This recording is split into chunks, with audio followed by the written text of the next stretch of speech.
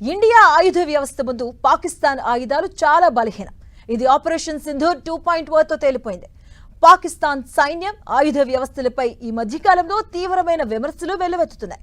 అదే నిజమన్నట్లుగా ఆపరేషన్ సింధూర్ నిదర్శనంగా నిలిచింది. ఇక పాక్ ప్రయోగించిన ఆయుధాలను భారత ఆర్మీ ధ్వంసం చేసింది. కానీ భారత్ ప్రయోగించిన ఏ ఆయుధాన్ని పాక్ నిలువరించలేకపోయింది.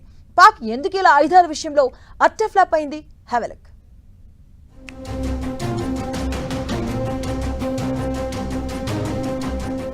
అసలే తినడానికి తిండి గింజల్లేవు. పైగా యుద్ధంలో చంపేస్తాం, పొడి చేస్తామన్నారు. చివరికి చేతులెత్తేశారు. 4 రోజులకే ప్రపంచ దేశాలతో మధ్యవర్తిత్వం కోసం పాకులాడి చివరికి అమెరికా అధ్యక్షుడి చేత మధ్యవర్తిత్వంతో యుద్ధానికి బ్రేక్ పడింది. ఈ 4 రోజుల్లో పాక్ ప్రయోగించిన ఆయుధాల్ని భారత్ తొక్కు చేసింది. దీంతో పాక్ ఆయుధ వ్యవస్థపై ఆ దేశం నుంచే విమర్శలు వెల్లువెత్తుతున్నాయి.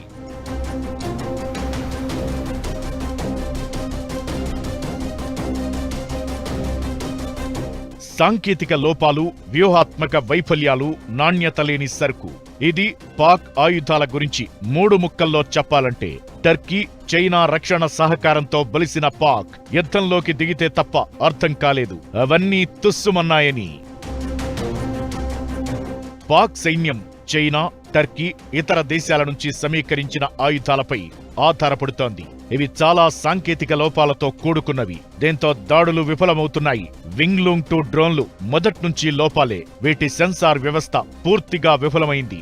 కానీ వీటినే పాక్ సైన్యం వాడుతోంది. ఫతే-1 మిస్సైల్ ను కూడా పాక్ చాలా గొప్పగా చెప్పుకుంది. కానీ ఆపరేషన్ సింధూర్ టైంలో ఇది ఫెయిల్ అయింది. క్రాష్ అవ్వడం, లక్ష్యం నుంచి తప్పుకోవడం, లాంచ్ కాకపోవడం లాంటి ప్రాబ్లమ్స్ ను ఫేస్ చేసింది. ఇక చైనా ఎయిర్ డిఫెన్స్ మొత్తం డొల్లేనని తేలిపోయింది. పాక్లోని లాహోర్ ఎయిర్ డిఫెన్స్ వ్యవస్థను భారత్ ధ్వంసం చేసింది. రాడార్లు భారత్ మిస్సైల్స్ ను గుర్తించడంలో, నిలువరించడంలో చేతులెత్తేశాయి. దీంతో పాక్ నుంచే తీవ్ర విమర్శలు వెల్లువెత్తాయి.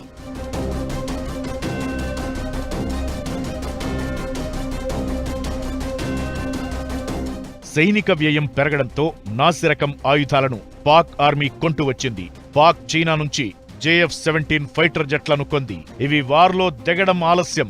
మన S-400 గాల్లోనే కూల్చేసింది. శత్రువు నుంచి ఎదురయ్యే దాడిని తిప్పికొట్టలేకపోయింది JF-17. టర్కీ ఇచ్చిన MIL GEM కార్వెట్లు, TB2 వందల సంఖ్యలో డ్రోన్లు కూడా భారత ఎయిర్ డిఫెన్స్ సిస్టమ్ ముందు తేలిపోయాయి. పహల్గామ్ ఉగ్రదాడి తరువాత పాక్ కేవలం 4 రోజులకు సరిపడా యుద్ధ సామాగ్రితో యుద్ధంలోకి దిగిందన్న విమర్శలు ఉన్నాయి.